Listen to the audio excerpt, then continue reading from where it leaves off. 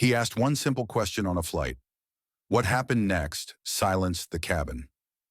Maurice Lattimore had been awake since 4:15 a.m. The hum of his phone broke the stillness of the dark morning, but he didn't mind. Early mornings gave him time to think, something he valued deeply, especially today. This wasn't just another flight. He was heading to Boston for a high-stakes meeting that could define the future of his growing logistics empire. By 6:10 a.m., Maurice, a 48-year-old black CEO, was seated in first class on Flight 2237, leaving Milwaukee. Seat 3A, a window seat, quiet, with no one beside him. Just the way he liked it. Dressed sharply in a navy blue suit with an open-collar white shirt, Maurice looked like the leader he was. His tablet lay open, filled with data, reports, and mental notes for the boardroom battle ahead. The plane wasn't full, mostly business travelers, some in suits, others in hoodies and headphones. The cabin smelled of reheated coffee and recycled air. Maurice stayed focused, calm, ready. Then a flight attendant passed by, a blonde woman in her 40s, hair in a tight ponytail. "Good morning, sir," she said to another passenger. No greeting for Maurice, not even a glance. No water, no smile. He noticed, but said nothing. Across the aisle sat Helen McKinley, a woman in her 70s who once served over 20 years as a federal judge. She looked like someone's grandmother, cardigan, loafers, hair in a bun. But she noticed. She saw how Maurice was skipped over. Then she saw how the same attendant lit up with a smile for the man in 3C. Helen had seen patterns like this before, patterns that didn't need to shout to be heard. Maurice kept reading, adjusting in his seat. Still no drink, still no acknowledgement. The plane took off smoothly, and people settled in. Maurice leaned back, briefly thinking about his daughter's upcoming art show. He was determined not to miss it this time. A new flight attendant, a younger man, walked by, handing out breakfast menus. He skipped Maurice entirely. Helen's brow furrowed slightly. She said nothing, but she was watching. Another attendant came by with warm towels. Again, Maurice was skipped. No words, no confrontation, just a quiet dismissal. Maurice turned toward the window, his expression calm, but something inside had shifted, not in shock, but in recognition. Helen slowly pulled out her phone, camera angled discreetly upward. Something in the air told her this wasn't over. As the lead flight attendant began distributing breakfast trays, she smiled and joked with passengers in rows 1 and 2. Then came row 3. She handed a tray to 3C, but skipped Maurice again. "Smoked salmon or the omelet?" she asked 3C. Maurice sat up. "I didn't receive a menu," he said politely. She glanced at him, tone flat. "We're actually out of meals." Maurice looked toward 3C's tray. "But he's getting his." No response. She rolled the cart forward without another word. Maurice said nothing more, just stared out at the smooth, cloudless sky. Inside, the silence was deafening. 3C, a younger man with headphones, looked over awkwardly. "You want mine, man? I don't even eat eggs." Maurice shook his head with a slight smile. "Thanks, but don't worry about it." The cabin quieted again. Helen's phone kept recording, hidden beneath her coat. About 10 minutes later, a different attendant, tall and younger, walked through, checking trays. He noticed Maurice didn't have one. "Did you not get a meal, sir?" he asked, confused. Maurice replied, "I was told you were out." The young man blinked. "Let me check." He returned moments later with a sealed omelet tray. "We had 3 extra. I'm really sorry about that." Maurice nodded, appreciative, but he didn't touch the tray. It just sat there, cooling. Helen leaned forward slightly, her voice calm and steady. "May I ask something?" Maurice turned to her. "Would this have happened the same way if you looked different?" Maurice exhaled, a slow breath, not quite a laugh. "I've asked myself that more times than I can count," he replied, and they said nothing else. But the silence between them was heavy with understanding, with truth. A few rows back, someone chuckled at a podcast. Another scrolled past a tweet. In 3A, a man in a navy suit sat still beside a full breakfast he never asked for and wouldn't eat. The real story, however, had only just begun. And Helen's quiet recording? That would soon spark a conversation the airline and the country couldn't ignore. Maurice spent the rest of the flight staring at the same quarterly report on his tablet, not because he was focused, but because it gave him something to look at other than the quiet lines of dismissal etched into every interaction around him. A screen was easier than eye contact, easier than the pretend kindness that barely covered the truth. Across the aisle, Helen McKinley had given up on her crossword. The pencil rested untouched in her lap. She wasn't pretending anymore, just watching, observing. Her phone lay screen down now, but she'd captured what mattered. 3 minutes and 17 seconds of video. Long enough to show the moment Maurice asked why he'd been skipped. Long enough to catch the subtle shift in the flight attendant's voice. The tone that turned sharp, defensive. Long enough to capture Maurice's face. Calm, polite, but carrying something heavier. Helen hadn't decided whether to share it. Maybe she wouldn't. But she knew one thing for sure. If she hadn't recorded it, no one would have believed it happened at all. As the plane taxied to the gate, the cabin stirred with the usual post-flight shuffle. Coats adjusted, phones reconnected, bags unzipped. The energy shifted. Passengers moved on. Maurice stayed seated, hands folded, eyes straight ahead. Not angry, just done. First class emptied quickly. Business travelers had places to be, meetings to lead, calls to make. Maurice stood slowly, retrieved his briefcase, and offered Helen a nod. "Have a good day," he said. "You too," she replied, then added quietly, "Don't let this slide." He paused, looked at her, and nodded once. "I won't." In the terminal, he walked with purpose, calm but deliberate. He found a quiet corner by a charging station, opened his laptop, and logged into the airline's customer portal. 15 minutes later, the complaint was submitted. Clear, professional, no drama. Just the facts. Flight number, crew names, as best as he remembered from the badges. Exact quote, "We're out." He clicked submit. It could have ended there, but it didn't. Helen sat on a bench near baggage claim, sipping coffee from a dented travel mug. She hadn't posted on social media in weeks. But this was different. It stayed with her, sat in her chest like a weight. She opened the video, trimmed it, typed, "I never post things like this, but what I witnessed on flight 2237 this morning left a knot in my chest. A black man in first class was skipped during meal service. When he asked, he was told meals were gone, even as the man beside him ate. I filmed it. Watch for yourself." She hit post. By the time her Uber reached her daughter's house in Cambridge, the video had over 900 shares. 3 hours later, it crossed 20,000. Just before noon, a major news outlet picked it up.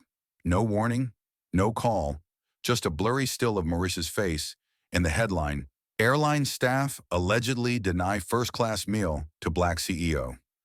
That word allegedly irked Helen. She had the footage. She had seen it herself. What more did they need?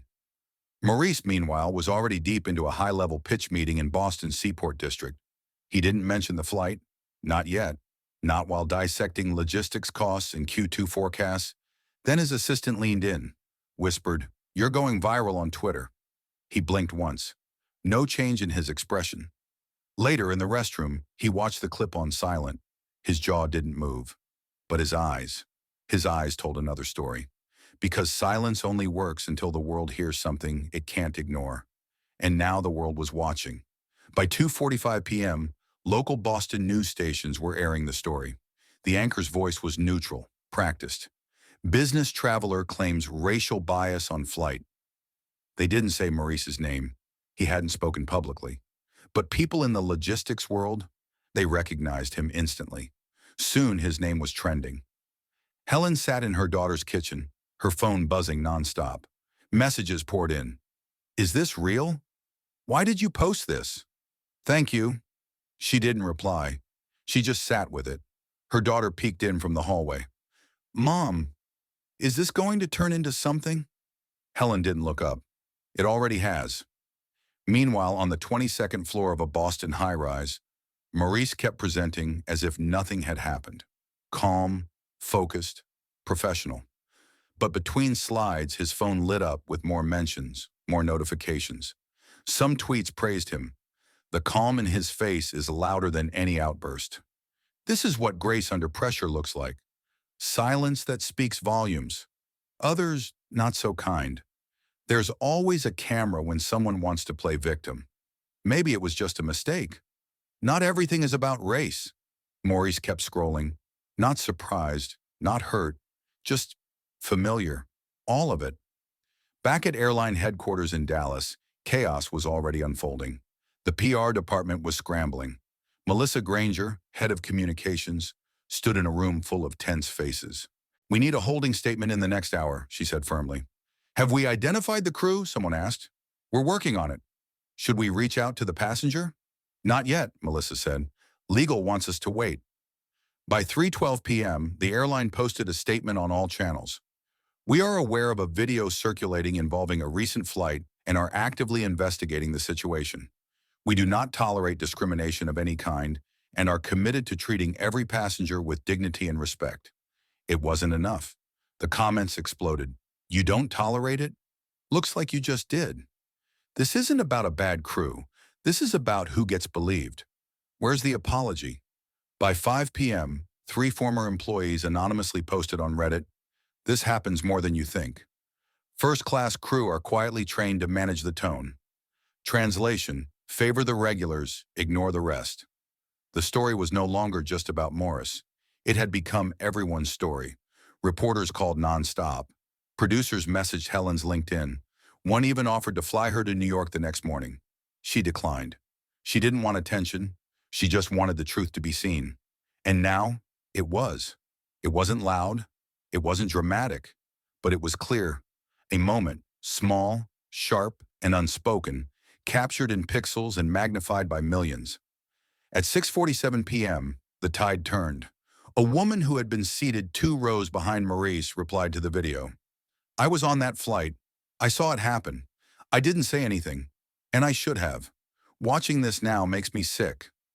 That changed everything. What had felt like online noise, frustration, outrage, sympathy, suddenly became something else. Validation. Now it wasn't just Maurice's silence speaking. It was hers too. And together, their silence shattered. Because denial can only last until enough people say, "Yes, it happened." The next morning, Maurice received the email. Subject, regarding your complaint, Flight 2237. He opened it without ceremony. The language was careful, neutral, sterile. "We appreciate you bringing the incident to our attention. After internal review, the crew members involved have been removed from active duty, effective immediately.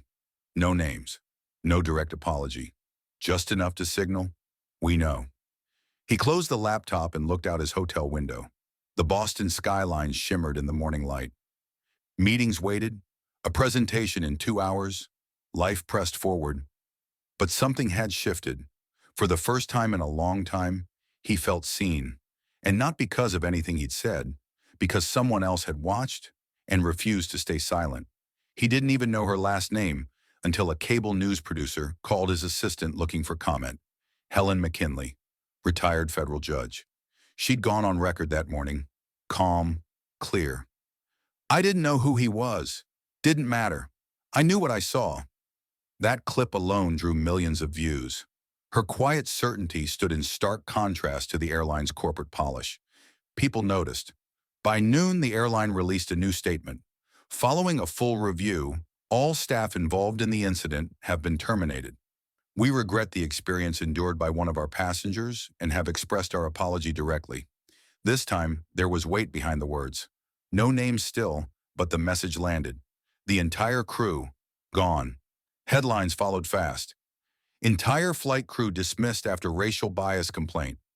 Passenger speaks volumes without a word. When dignity goes viral. That afternoon, Maurice's phone rang constantly. Colleagues, clients, even board members. Many admitted they'd seen the clip before they realized it was him. "You handled it with such grace," one said. Maurice nodded, but inside he felt hollow. He hadn't done anything, hadn't spoken, hadn't reacted. He had just sat there. And somehow that stillness had set off a national conversation. At 4:15 p.m., his assistant forwarded a media request. Good Morning America wanted him for a sit-down interview. He didn't reply. Instead, he called his daughter. "Did you see the video?" "Yeah," she said. "Everyone did." "You okay?" "I'm fine," she said. "Are you?" He paused. "I'm used to it. But that doesn't make it right," she replied. She was right. He smiled, tired, proud. Across the country, the think pieces poured in. Some applauded the airline's decisive action. Others saw through it. One columnist wrote, "It's not about a fired crew. It's about why they thought it was okay in the first place." That line stayed with Maurice, because that's the part people skip: the silent permissions, the subtle signals, the comfort of ignoring what's in plain sight. He still hadn't spoken publicly. Not yet. 2 days later, he stood behind a podium at a supply chain summit in Cincinnati. His keynote was supposed to be about international freight logistics. But the air in the room told him the topic had changed. Everyone knew. Everyone had seen. He adjusted the mic. "I'm going to take a detour from my prepared remarks." A few chuckles. Mostly stillness. "People want to know how I feel about what happened on that flight. Truth is, I wasn't surprised. I wish I could say I was." The ballroom fell silent. If you've ever had to prove you belong in a space you already earned, you know exactly what I mean. No one moved. "I didn't yell, didn't film anyone, didn't create a scene. I asked a question. I got an answer. That was it." He leaned forward slightly. "What mattered is that someone else saw it, someone who didn't have to. And they did." A few eyes turned toward the fourth row, where Helen sat. She hadn't planned to attend. The organizers had invited her that morning. Maurice continued. "That video hit a nerve because people recognized something in it. Maybe they'd been there. Maybe they'd looked away before. Maybe it reminded them of something they didn't want to name." His tone never rose. He wasn't accusing. He was telling the truth. It was never about a meal. It was about who gets overlooked. Quickly, quietly, without question. Who gets seen and who doesn't. A man in the back shifted. A woman near the aisle wiped her eyes. Maurice looked down, then back up. He wasn't done. "I've spent decades in rooms like this," Maurice said, his voice steady. "And I've learned something. It's not the work that's the hardest. It's staying quiet when people act like you don't belong." The ballroom remained still, not tense, just listening. We're trained to smile, to nod, to move along. Don't stir the water. Don't make anyone uncomfortable. He paused, then added, "But maybe comfort is part of the problem." No one moved. No one looked away. "I'm not here to cancel anyone. This isn't about revenge. What I want is attention, not to the video, but to the moment. Because that moment happens every single day, in boardrooms, airports, waiting rooms, classrooms, and most of the time, no one's filming." He stepped slightly back from the mic. "So no, I didn't go viral. The truth did. And maybe that's what we need more of." There was silence at first, then a single clap, another. Soon the room echoed with applause, not explosive, but steady, real, earned. Helen didn't clap. She didn't need to. Her hands stayed folded in her lap as she watched him quietly. She already knew. Maurice gave a small nod and stepped down. But while the room sat with his words, a different story had already begun. One not about airlines or outrage, but about two people, linked forever by a moment neither of them asked for. 3 weeks later, the internet had moved on.